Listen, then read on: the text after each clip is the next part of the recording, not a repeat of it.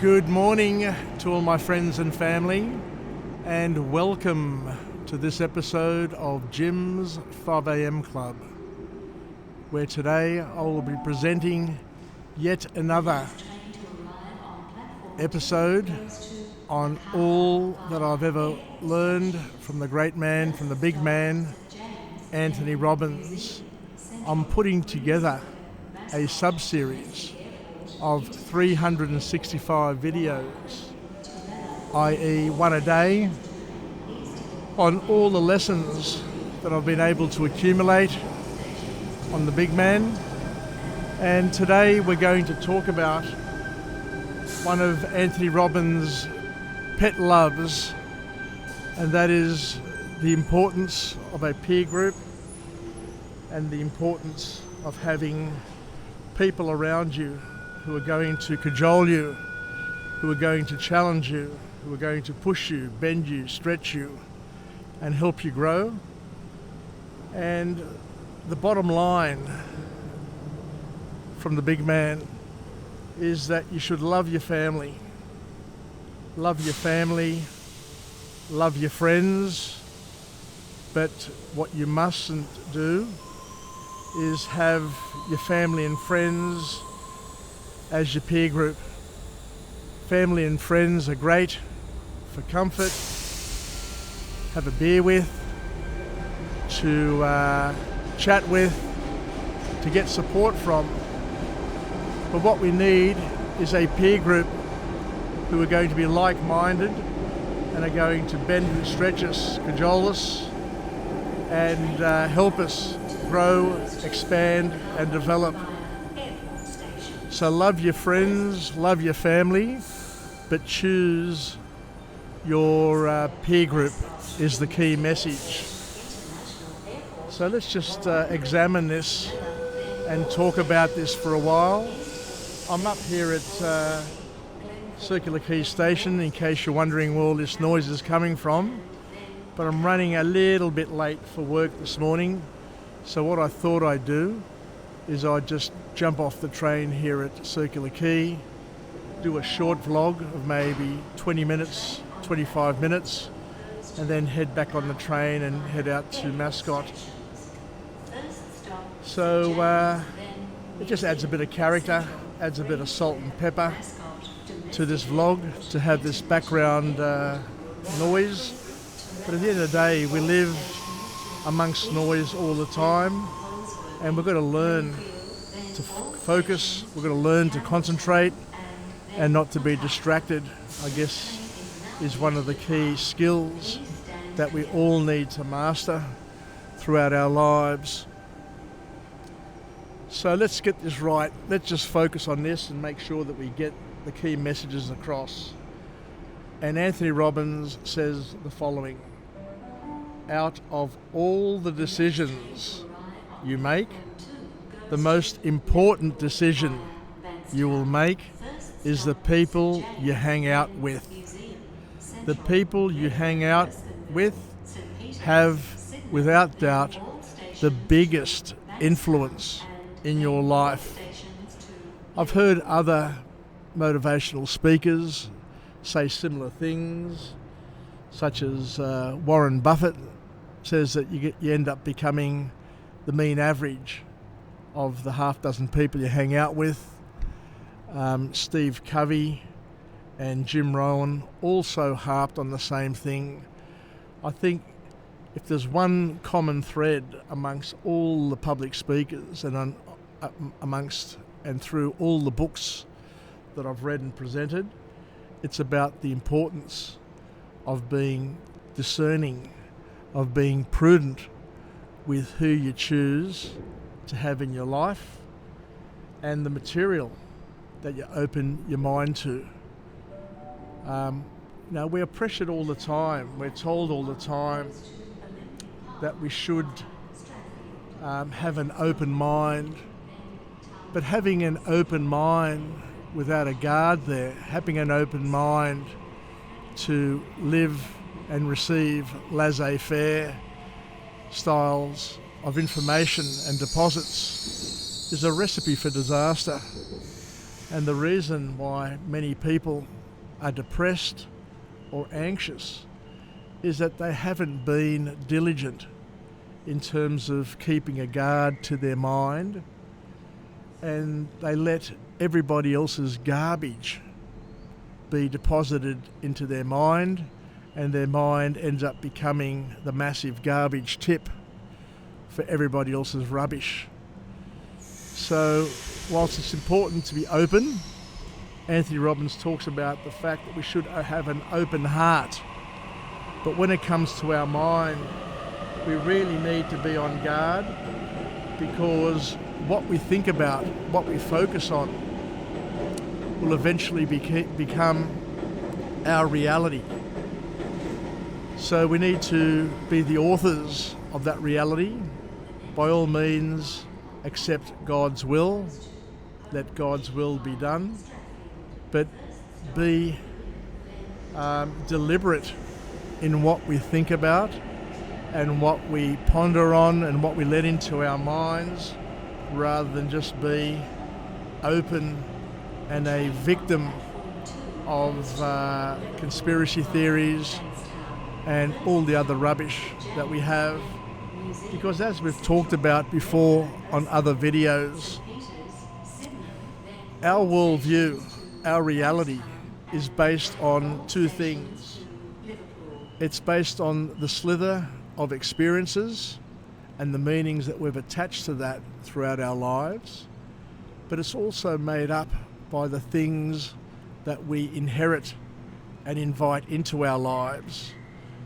Things that the news has been able to influence us with, things that our parents, our friends, our family, our school teachers, our culture, our traditions have been able to shape in our lives.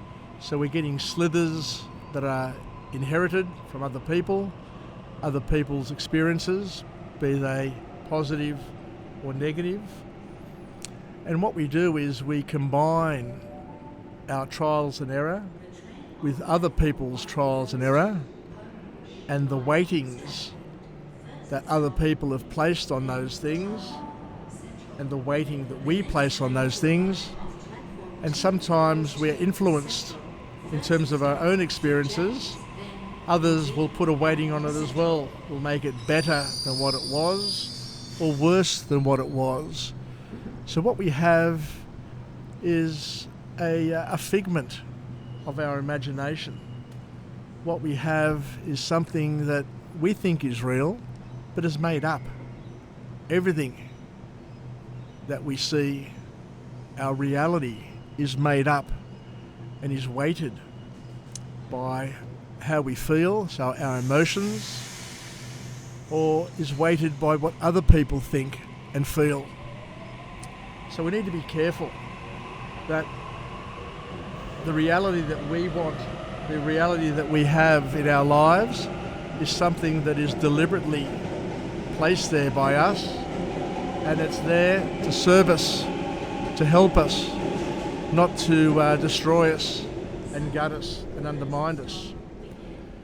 So this is where Anthony Robbins says it's important, very, very important, to be deliberate and discerning in who you let into your life in terms of a peer group.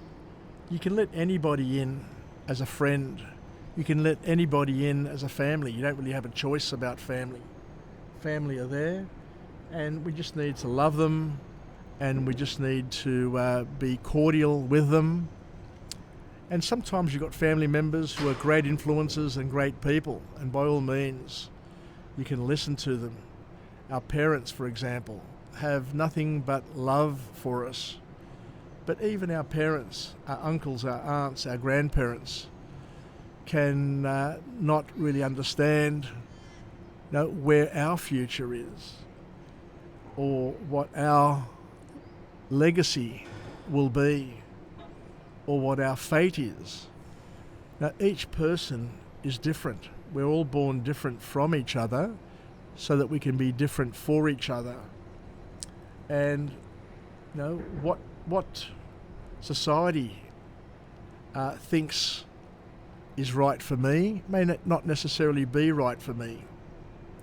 What my parents, what my uncles, my aunts, my grandparents, my work peers think about me or want for me may not necessarily be what I want for myself or what God wants for me.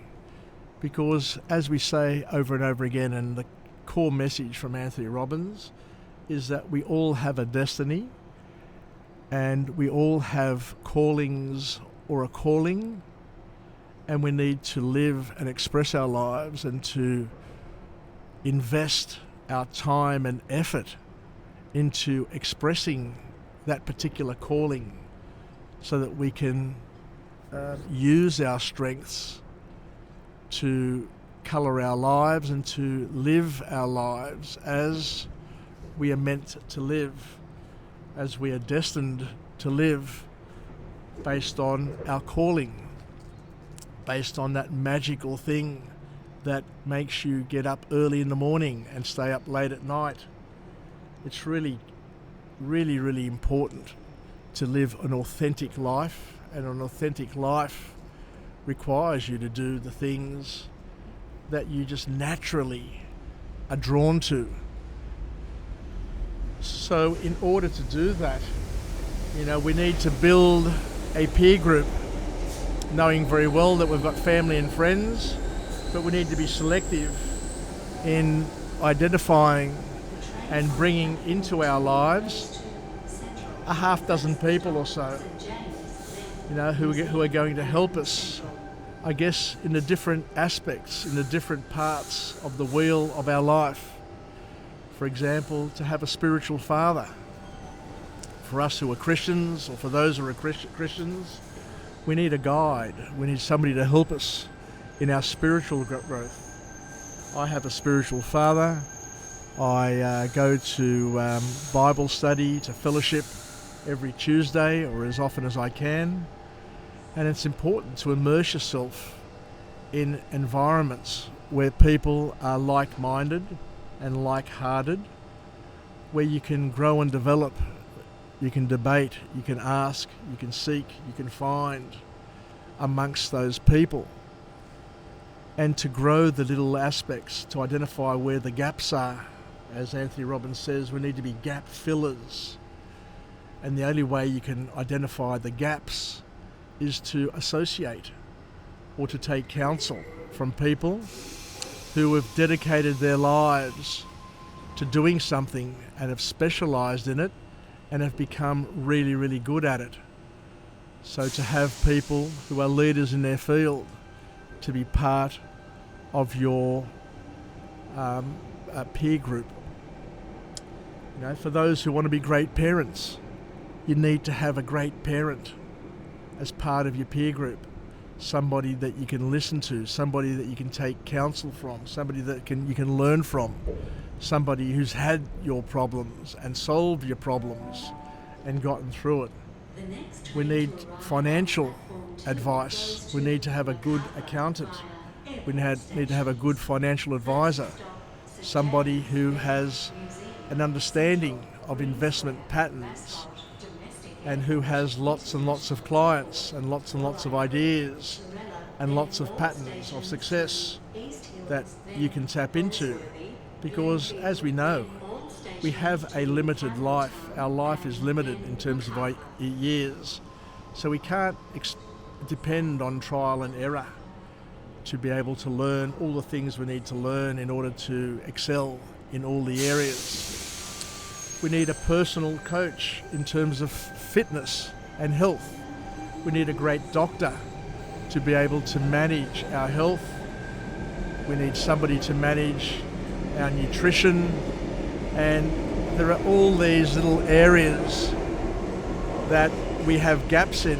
And unless you have somebody who's really, really good at it and wants to be a help, then these people are the ones who are just gemstones that we need. These are the stepping stones in our life, and these people will help us meander and get around and find our way. And most importantly, the key message that Anthony Robbins helps us with is the fact that we need people in our lives who are going to help us raise our standard. Raise our standard, raise the flag, help us grow, develop, and see our future and look forward to our future. People who are committed to success, people who are committed to higher standards, people who are committed to better values. So we need these people in our lives, and we need to identify them, and they need to want to help us as well. So the other thing that Anthony Robbins says, which I really like, that he says that when you really want to serve, and at the end of the day, our job, our mission in life is to be servants in a good way, to serve God, to love God, to worship God with all our heart, mind and soul, and also to love our neighbour as we love ourselves. So to serve God, to serve our neighbours, and by serving God and serving neighbours with all our heart, mind and soul, and loving ourselves, then we will feel fulfilled as well, because living is giving is another catch cry from the big man. And he says that when you really want to serve, God comes through you.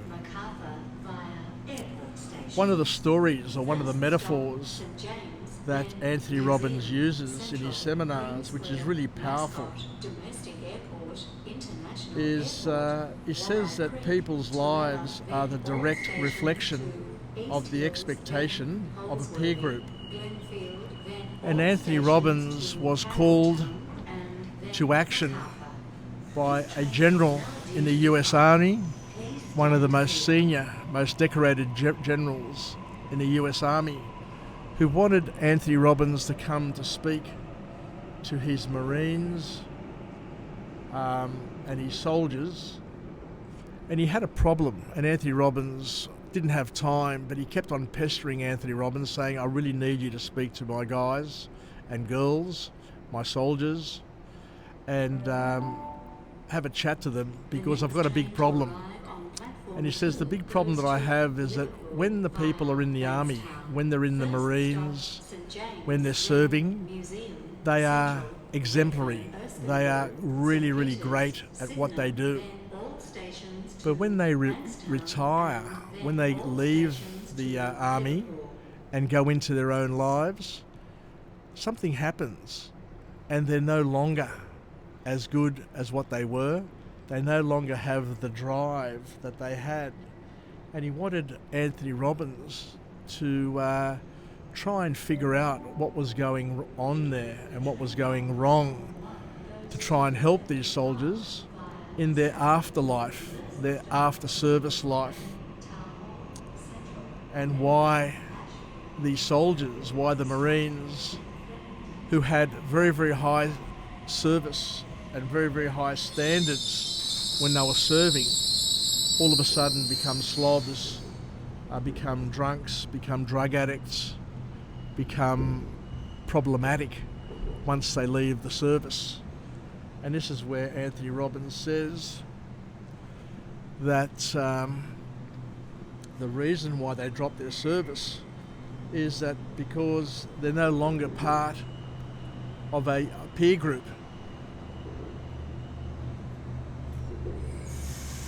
I'm just having a look at the time just to make sure that I'm not running too late, so just bear with me. So yeah, I've got plenty of time. Yeah, all good. So we need to understand that when you're part of a team, there's a different dynamic, and a wonderful dynamic. And I remember hearing a rugby coach talk about this, and he says that when you're in a team, you're not there to form friendships. When you're working in a career, when you're working with others, you're not there to make friendships. Friendships may spring up, but what you have, and you need to understand this, you need to understand this very, very clearly. What you have is a performance contract, a performance relationship with each other.